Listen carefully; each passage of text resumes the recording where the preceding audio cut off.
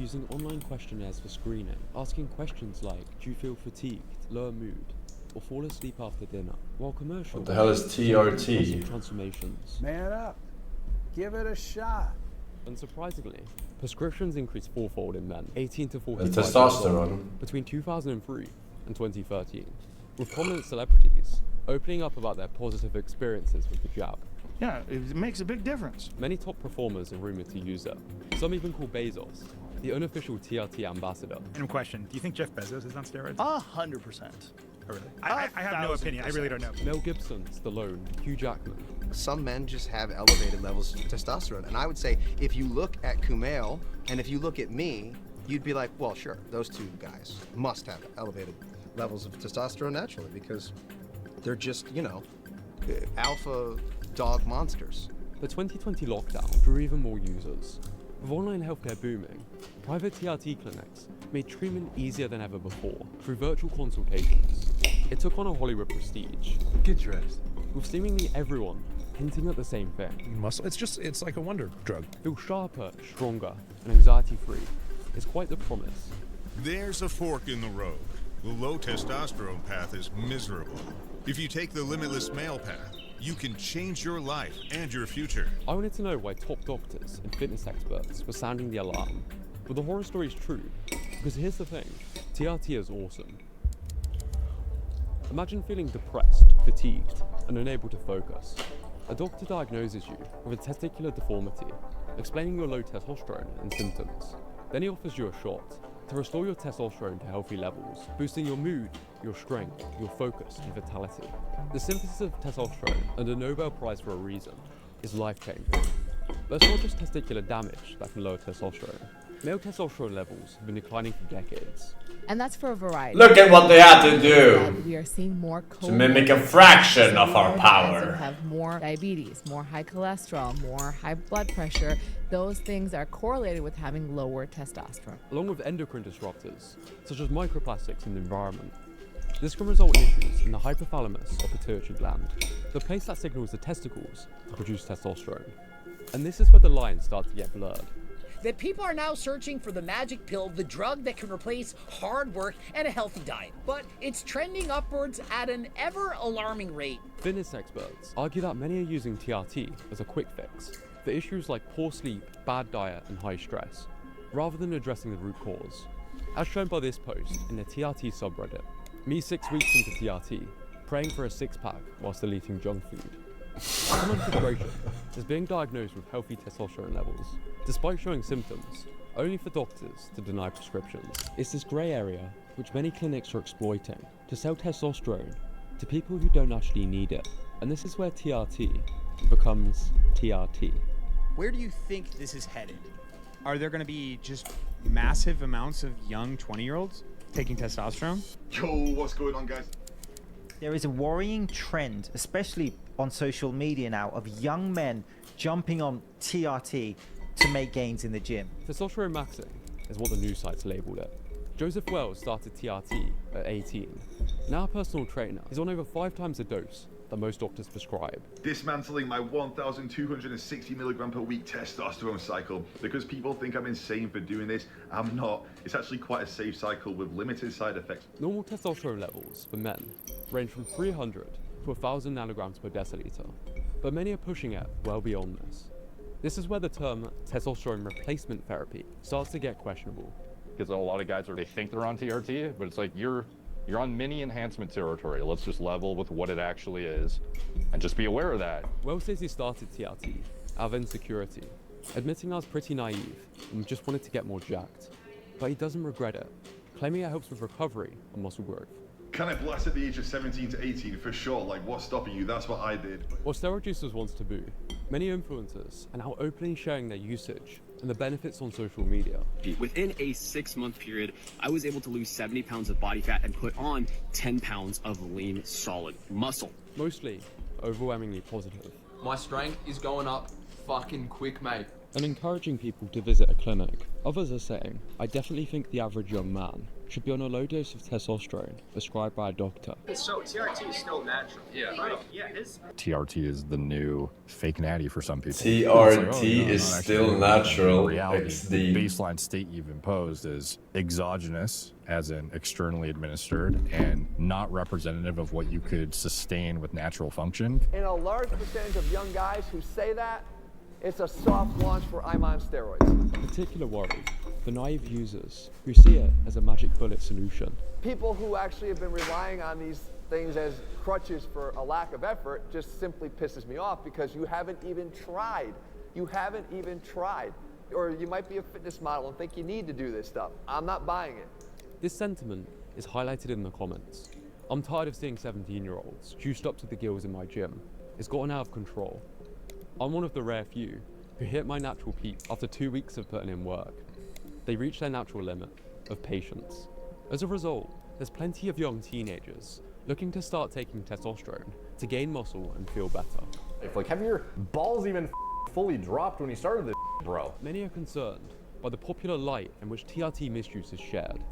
If you're depressed, just take steroids. Men's mental health only exists because of low testosterone. If you're a creator on TikTok and your whole platform is based around talking about steroids, advising people what to take, getting excitement out of this, and also selling steroids, you are the scum of the earth. To say that you could take TRT generally with no consequence would be very misleading in my opinion. Because unfortunately, testosterone injections do come with risks. It can make you infertile. It can lead to more risk of heart disease, increase of cholesterol. It can affect your liver, all your organs. It can be very damaging, especially when abused.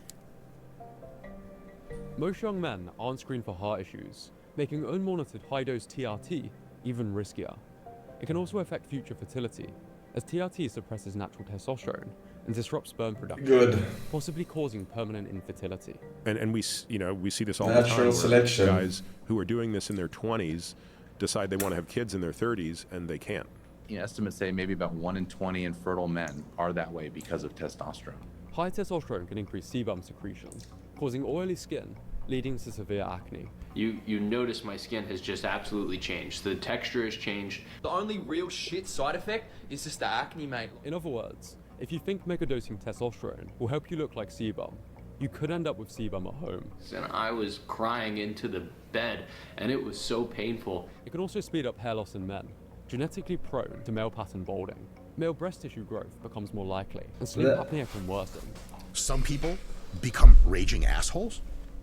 Some people with barely TRT levels of steroids, just like 1.5 times the normal amount, they will Jekyll and Hyde into a different fucking person.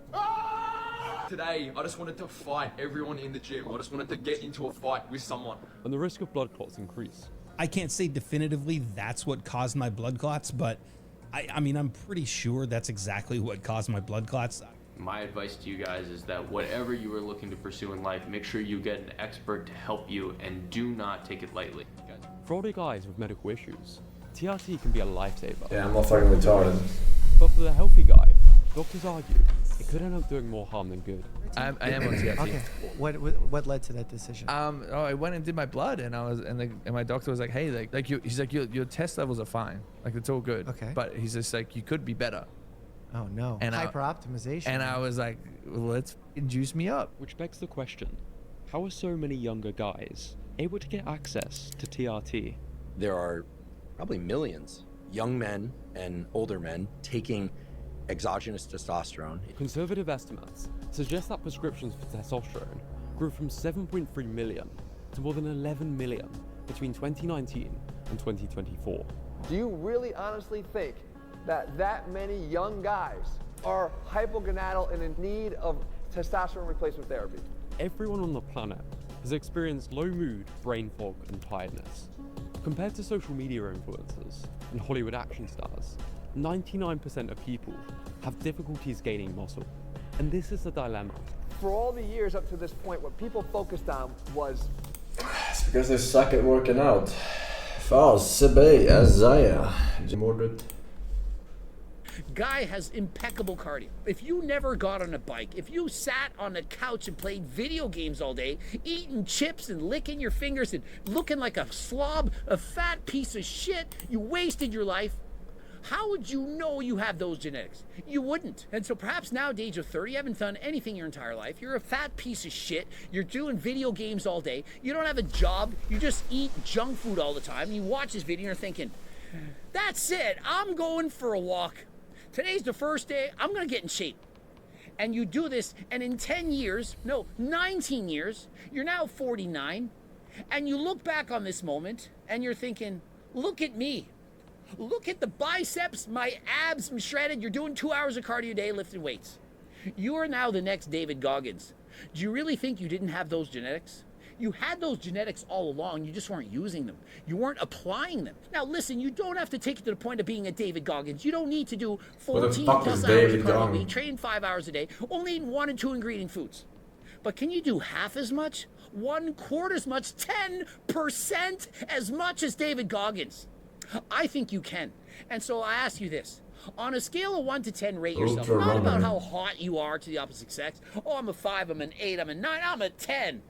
How close to being a 10 are you at being your best self? Being all that you can be at your level, not compared to other people, yourself. Because if you're not a 9, why aren't you? Are you a fat piece of shit, not exercising, lazy, eating chips and junk food every day? If you are, you certainly are not a 5. You're below 5, you're probably a 1. Why are you doing this to yourself? What do you have to offer? Could you not lose some weight? Could you not put the fork down? Could you not go and do some cardio? Can you not lose some weight? For once and for all, wake the fuck up and do something. Next, do you have a job? If not, can you get one? Do you not think you owe it to yourself and to whoever your partner might be that you can actually put some food on the table? Go and get a job. And if you can't get a job, study. Get better at something, learn a trade, and get out there and do it. Next, how do you dress? Do you dress like a slob? How do you present yourself? If you're not presenting yourself your best, why not work on that? Maybe get a haircut, shave once in a while, wear some deodorant, shower once a day. You ever think of that? And what about your life? Do you have any fun in life? Do you just sit there and play video games? Maybe join a club. Play some basketball with your friends. Get a hobby for Pete's sakes. Go bird watching for all I care. Join a bowling league. Do something with your life. Stop doing this. I just go on my phone and I swipe. Who wants to be your friend? You don't do anything fun. Find something you love and pursue it. And go after it harder than last time. And if you do so, you do all of these things, you know what? You're going to be more attractive. Not just to the opposite sex or whatever partner you're looking for, but to everyone. Your friends. Wow, you're now more interesting. You do things. You go to the movies, you go out to eat, you go down to the water, to the lake, to the shore, you go for bike rides, you go for walks, you go to basketball games, whatever. You're going to a pottery class, something. You've read a book, oh, tell me about it. What did you read? What did you learn? And so if you're not a fan of David Goggins, why aren't you? Because if you're not a fan of somebody who's trying to maximize himself to be all they can be, what else is there in life? You should be trying to be your best, most authentic self.